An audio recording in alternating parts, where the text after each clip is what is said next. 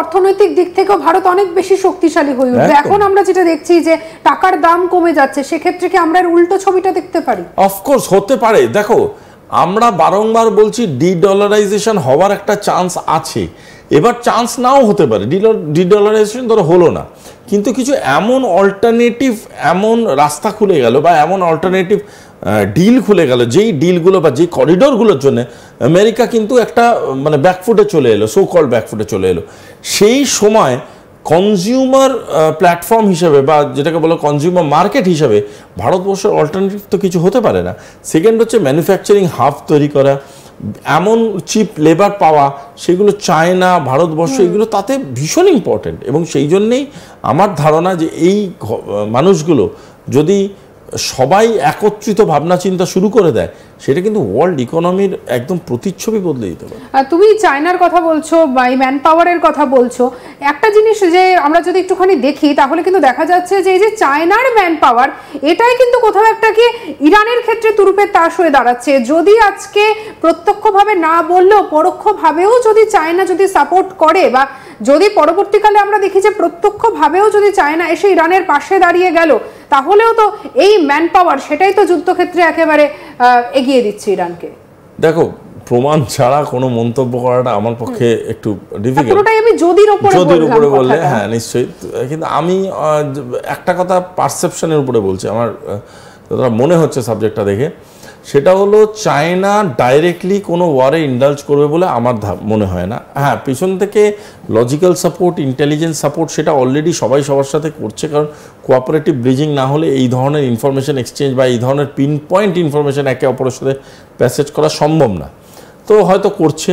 কিন্তু দ্বিতীয় যেটা ভয়ঙ্কর একটা দিক আছে, সেটা হচ্ছে যদি চায়না চায় যে এই জিনিসটার মাধ্যমে তাদের একটা বেটার গ্লোবাল ইমেজ তৈরি করতে বা এশিয়ান ইমেজ তৈরি করতে বা মিডল ইস্টের সাথে সম্পর্ক রিভাইভ করতে, চায়নাকে প্রথমেই বুঝতে হবে তাদের পেটি ইকোনমিক ইন্টারেস্টগুলোকে একটু সাইডলাইন করতে হবে। আমি মানে মাংসও খাবো, আমি ফ্রাইড রাইসও খাবো, আবার পানও খাবো, আবার পান খাওয়ার পরে শেষে গোটা যে আইটেমগুলো খেলাম সবকটা পার্সেল করেও নিয়ে যাব, তাহলে ভাই আমার নেমন্তন্ন পাওয়াটা একটু চাপ আছে।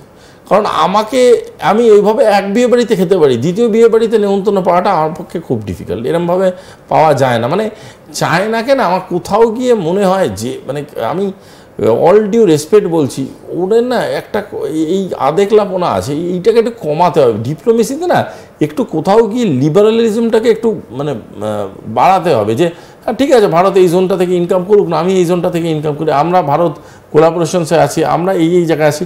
সেখানে চায়না যাদেরকে ঘুঁটি করে বিভিন্ন রকম ভাবনা চিন্তা করছে, সেই দুটো দেশ তো মানে পৃথিবীর বুকে একটা মানে কি বলতে পারো মানে মানে একটা মারাত্মক রকম আঁচিল টাইপের, যখন তখন ফেলে দিলে খুব ভালো হয়। একটা পাকিস্তান, একটা বাংলাদেশ, দুজনের কি কাজ জ্ঞান আছে, কি করছে দুজনেই জানে না, দুজনের না আছে গভর্নমেন্ট, না আছে গভর্নমেন্ট জাতীয় কোনো জিনিস। এক্ষেত্রে একটা কথা বলি আপনাকে, এই যে সম্প্রতি একটা খবর পাওয়া গেছে, এই আজকালের মধ্যেই বলছি, বাংলাদেশের একটি সংবাদ মাধ্যম তারা দাবি করছে যে পাকিস্তান, চীন এবং বাংলাদেশ এরা নাকি একসঙ্গে জোটবদ্ধ হয়ে একটা ত্রিস্তরীয় একটা জোট তৈরি করছে, এবং সেক্ষেত্রে নাকি এদের অর্থনৈতিক, সামাজিক সব দিক থেকে নাকি এরা শক্তিশালী হবে।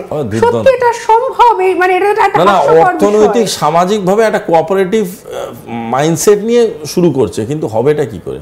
শোনো, আমাদের এই আবার আমি বলতে গেলে আবার তোমাকে কিছু কথা বলবো। এই যে ধরো তুমি একটা খুব বড় ক্লাব তৈরি করতে চাই, সোশ্যাল ক্লাব, গান বাজনা হবে, ভালো রবীন্দ্রনাথের জন্মদিন, কাজী নজরুলের মৃত্যুদিন এসব পালন হবে, তো বিভিন্ন লোক আসবে, ছবি আঁকবে, গান গাইবে, এসব হবে। তো সেইখানে তুমি যদি সেই ক্লাবটা ফর্ম করতে, তোমার হয়তো মানসিকতাটা হয়তো আছে যে বৃহত্তম একটা কালচারাল সোসাইটি আমি তৈরি করব, সেটা করতে তুমি যদি পাড়ার শ্রেষ্ঠ মাতালটাকে আনো, পাড়ার সবথেকে খারাপ গুন্ডাটাকে নিয়ে আসো, তাহলে 3 জন মেম্বার হবে, তুমি তারা 2 জন মিলে। কিন্তু ক্লাবটা কি হবে? ক্লাবটা তো ভয়ঙ্কর ক্লাবে একটা পরিণত হবে। সুতরাং একটা জিনিস জেনে রাখো, বাংলাদেশ পাকিস্তান আগে নিজেরা তো ঠিক হতে হবে। বাংলাদেশে মোহাম্মদ ইউনূস কি বলছেন না বলছেন সেটা ভ্যালুটা পাচ্ছে কি করে? কারণ উনি তো একটা চাকরি করছেন, মানে he is not the prime minister of Bangladesh. উনি বেসিক্যালি একটা নমিনেটেড বডির মাথায় বসে আছেন।